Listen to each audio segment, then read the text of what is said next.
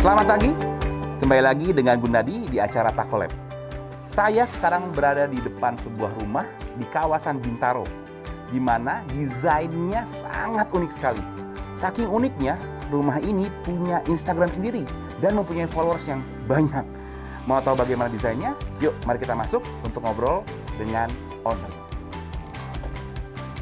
Apa kabar Mbak Resti? Kabar baik Mas Gunadi. Apa kabar Mbak Vika? Alhamdulillah baik.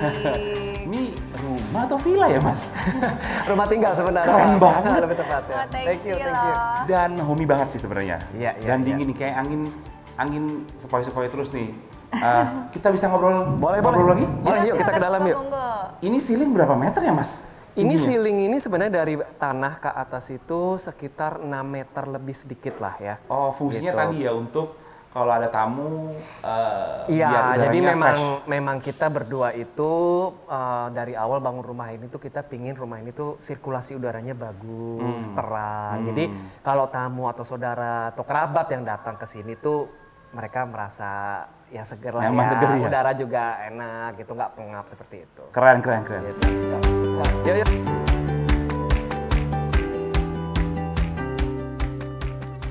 Konsepnya ini gimana ya? Bisa bangunannya unik seperti ini. Nah, kalau konsepnya seperti gini, jadi melanjuti dari cerita tadi ya Mas. Jadi pada saat kita sudah mulai mau membangun nih gitu ya, istri kebetulan juga menemukan satu akun seorang arsitek gitu ya. Nah, dan kebetulan beliau namanya Mas Mande Ausriono gitu.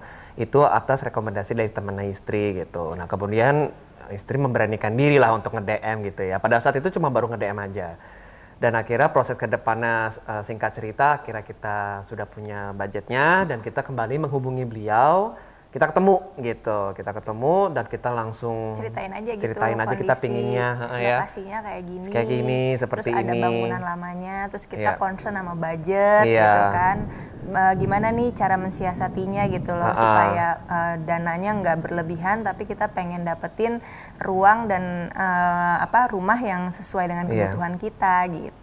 Awalnya kita berdua udah punya satu tujuan yang sama dengan konsep, dengan desain gitu. Terus kita juga ketemu sama arsitek yang bisa nauin apa mau kita gitu. Jadi prosesnya jadi cepet gitu. Jadi intinya jodoh-jodohan juga ya? Jodoh-jodohan, benar. Arsitek yang Iya, pas karena, gitu ya? Karena juga sebelum sama Mas Mandi kita juga ada beberapa arsitek juga sebenarnya yang kita hubungin gitu. Tapi berjodohnya memang sama Mas Mandi ini gitu. Di sana ini udah langsung masuk lah ke visi-misinya atau bayangannya dari... Iya, dan secara komunikasi juga nyambung gitu.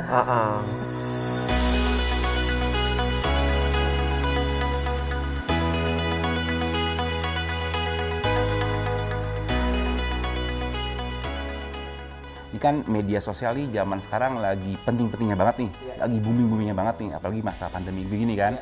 Nah, bagaimana sih awalnya sampai kepikiran untuk masukin rumah ini di Instagram dengan nama Rumah Naganara?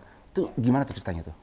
Ceritanya awalnya gini ya, sebenarnya kita tuh kan ini kan pengalaman pertama ya. Jadi segitu excitednya pengen banget bikin dokumentasi tentang perjalanan pembangunan rumah kita. Awalnya tuh cuma sesimpel itu gitu. Tapi ternyata pada saat dari rangka pembangunan sampai sekarang itu ternyata banyak juga yang lumayan pada waktu itu yang nge-DM kita Mas gitu. Dari situ kita berdua ya udahlah kita saling berbagi inspirasi aja gitu kan. Awalnya iseng-iseng tapi followersnya puluhan ribu. Itu beneran karena ceritanya tuh kita dulu pernah ada yang ini ya Pak liput rumahnya gitu ya. Terus alhamdulillah ternyata banyak yang suka gitu sama desain rumahnya. Terus sama pada nanya gitu ini interiornya pakai desain interior juga atau enggak, padahal sebenarnya interiornya kita pegang sendiri ya Pak ya. Cuma memang pembangunannya dipegang sama arsitek gitu. Terus jadi makin kepo deh ya, biasa lah kalau udah di sosial media kan apa aja juga ditanyain gitu kan, segala perintilan kecil jadi ditanyain gitu. Masa pertanyaan, Mas sih paling sering ditanya apa sih di Instagramnya Rumah Naganara itu? Macem-macem Mas, tergantung. Kalau maksudnya macam-macam tuh tergantung gendernya. Kalau perempuan mereka lebih cenderung ke misalnya meja beli di mana sih gitu, terbuat dari apa, perintilan-perintilan. Tapi kalau laki-laki dia lebih ke teknis. Jadi semennya memakai apa ya gitu loh. Terus untuk fondasinya bagaimana ya. Terus udah gitu materialnya apa ya gitu. Jadi macam-macam Mas. Tapi sampai tanya tipe motif gitu juga? Iya, sampai banget. Jadi dan ya kita nggak merasa keberatan juga sih gitu loh. Dan ternyata juga banyak banget yang followers kita tuh yang mereka juga pingin merenovasi atau bangun rumah gitu loh. Bahkan ada yang luasnya jauh lebih besar dia daripada kita, tapi dia bilang, Mbak, nanyanya ke sini. As a personally, saya boleh nggak nyontek rumah Mbak? Dia bilang, ya kita interiornya ya. Ya kita sih ya monggo aja, kita juga senang kok jadi maksudnya ya menginspirasi orang. Itu sih dari yang iseng-iseng tapi menginspirasi orang itu luar biasa sih. Iya, dan yang senangnya tuh kan area dapur tuh kan area jajahan gue semua gitu, maksudnya benar-benar pegangan gue, terus ternyata banyak wilayah gue yang gue pilih dan gue desain sendiri gitu. Terus alhamdulillah juga ternyata pas dipilih dan udah jadi tuh ternyata banyak yang suka gitu, dari mulai warna, terus material top table dan material HPL-nya juga banyak banget yang nanya. Itu tuh hampir paling sering deh ditanyain dari Instagram kita gitu, Mbak, itu tuh dilapis HPL atau kayu asli sih, gimana gitu. Kayak gitu-gitu. Terus kalau udah kayak gitu nanti langsung pasti sampai nanya ke kode-kodenya. Kodenya apa, terus belinya di mana, distributornya bisa dikontak siapa, gitu, atau ya pokoknya gitu-gitu deh. Iya, saya pun juga suka. Alhamdulillah.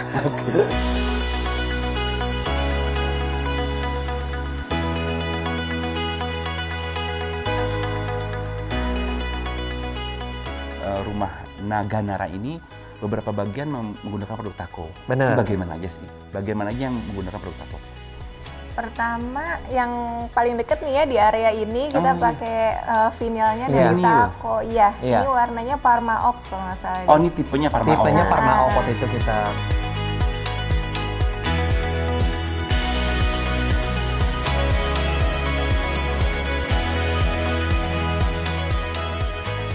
Kenapa kita pilih si vinil ini? Supaya juga perawatannya gampang, pengaplikasinya juga mudah gitu.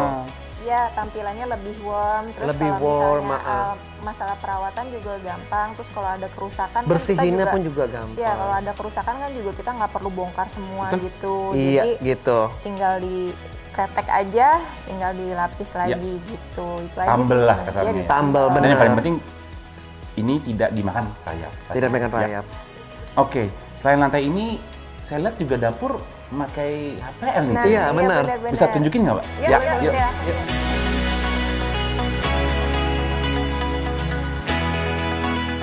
Nah, Mbak Vika, ini katanya wilayahnya, Mbak. Yes. Ya, coba ceritain sedikit gimana desainnya nih. Sebenarnya dapur ini lebih agak maskulin sih ya sebenarnya, dari warna apa segala macamnya.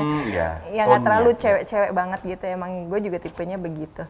Nah terus jadi pemilihan warna aku tuh sengaja nyari HPL yang dengan motif kayu karena pemikirannya long lasting. Aku tuh nggak terlalu suka yang terlalu ngikutin zaman gitu, kan ada yang sekarang lagi hitsnya begini diikutin kayak gitu. Aku nggak yang kayak gitu modelannya. Jadi lebih milih yang gimana nih biar long lasting. Jadi sampai kapan aja tuh dapur seperti ini tuh tetap enak dilihat loh gitu. Jadi nggak seasonal gitu loh ya.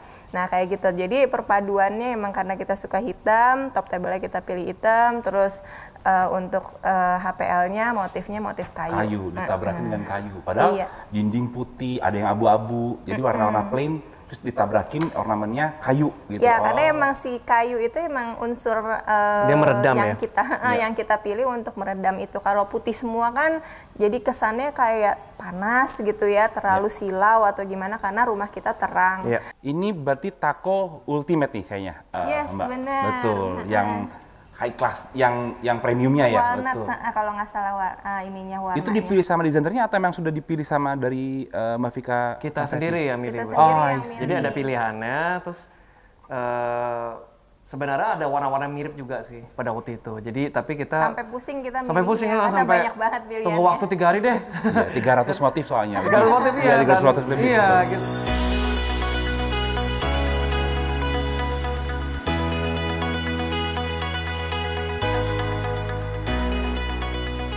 Ini banyak sekali calon owner sebuah rumah idaman, baru calon nih, yang ingin membangun rumah idaman mereka sendiri nih. Ada nggak kira-kira tips yang dari kacamata owner bisa diberikan pada mereka yang mau membuat rumahnya mereka dengan notabene itu concern sama budget? Nah, kalau based on pengalaman kita berdua ya, yang pasti sih nantinya kalau untuk para calon pembangun rumah atau renovasi rumah, pastikan dulu sesuaikan dengan kebutuhan kalian.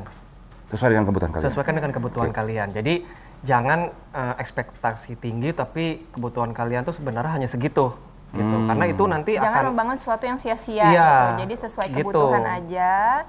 Terus juga nggak usah takut apa yang kita buat itu nggak selalu mahal untuk jadi bagus gitu. Jadi pinter-pinter kita untuk mem-mix and match, terus memilih bahan dan material yang bagus tapi dengan harga terjangkau gitu. Jadi memang sangat butuh komunikasi antar berdua itu untuk dia menentukan kira-kira space apa aja nih yang penting. Dan kebutuhan apa aja yang penting. Itu aja dulu kalau memang itu mainnya sudah tercukupi. Nanti kalau seandainya bisa nambah lagi ke depannya bisa gampang. Gitu sih Mas. Yang penting satu visi misi dulu ya. Satu visi misi dulu pasangan tersebut untuk mencapai suatu rumah idaman tersebut. Iya. Oke. Terima kasih banyak atas waktunya Mas Resi, Mbak Vika. Sama-sama Mas Gunadi. Kita juga terima kasih banget ya udah datangin tamu. Jika ingin melihat update terbaru untuk rumah Naganara bisa lihat di mana? Bisa add Instagram kita di @rumahnaganara. Dan jangan lupa memfollow Instagram Tako di @tako.id untuk melihat episode Tako Lab selanjutnya. Terima kasih sudah bergabung dengan kami. Saya Gunadi. Make the change.